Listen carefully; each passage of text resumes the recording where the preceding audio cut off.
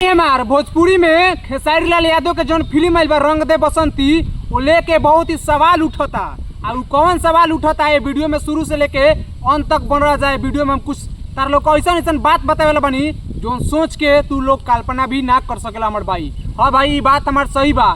तार लोग ये बात पहले हम बता दी कि खेसारी लाल यादव और काजल राघवानी लमसम 4 साल से मतलब उनका लोग के जितना भी बीच में प्यार रहा दोस्ती रहा वो टूट चुकल बा लमसम 4 साल से। लेकिन भाई हमार का यू तू लोग उम्मीद लगा सकता रहो कि खेसारी लाल यादव के जो फिल्म आइल बा रंग दे बसंती वो फिल्म के प्रचार काजल राघवानी कर सकेली। हमार भाई तू लोग उम्मीद ना लगा सकल। लेकिन ये बात सही बा भाई। हमार तालों हम वीडियो देखा है कि रंग दे बसंती फिल्म के प्रचार काजल राघवानी के लिए बड़ी। भाई हमार ये वीडियो में तू लोग बन रहा लो बस तार लोग हम वीडियो देखा वाला बनी जोन खेसारी लाल यादव के फिल्म आइल बा रंग दे बसंती जोन की काजल राघवानी बाड़ी 4 साल से इनका लोग के ब्रेकअप चलता। तो भाई हमार ई रहला वीडियो एक बार वीडियो देखो जा। हाय मैं बहुत अच्छी हूँ, आप लोग कैसे हैं?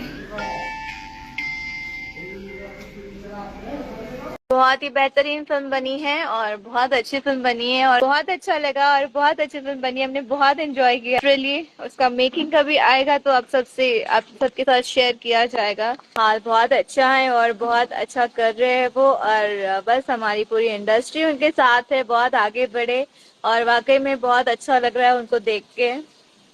और ऐसे तो उन्होंने बहुत ही लोगों की हेल्प करी है। ये करने जा रहे हमारे फैंस के लिए करने जा रहे तो बहुत ही अच्छी बात है। लकी रॉय शादी कब कर रही हूँ मैं? यार शादी के क्वेश्चंस क्यों करते हैं आप लोग? खुश नहीं है क्या? आप लोग को क्या प्रॉब्लम है? हम लोग शादी नहीं कर रहे तो भाई हमार ई रही है काजल राघवानी जो इनका लोग के लमसम 4 साल से ब्रेकअप चलता। भाई हमार तू लोग कल्पना भी ना कर सकता हलो कि खेसारी लाल यादव के फिल्म रंग दे बसंती जो आइल बा ओकर प्रचार काजल राघवानी कर सकेली। लेकिन भाई हमार ई लाइव प्रूफ तार लोग हम वीडियो भी देखनी है कि काजल राघवानी खेसारी लाल यादव के फिल्म प्रचार करत बड़ी। भाई हमार तो ये बात से तू लोग सहमत बारा जा। अगर तार लोग के लागता कि खेसारी लाल यादव के और काजल राघवानी के जोड़ी एक हो जाई तो कमेंट में तू लोग जरूर बताइए जा हमारे भाई।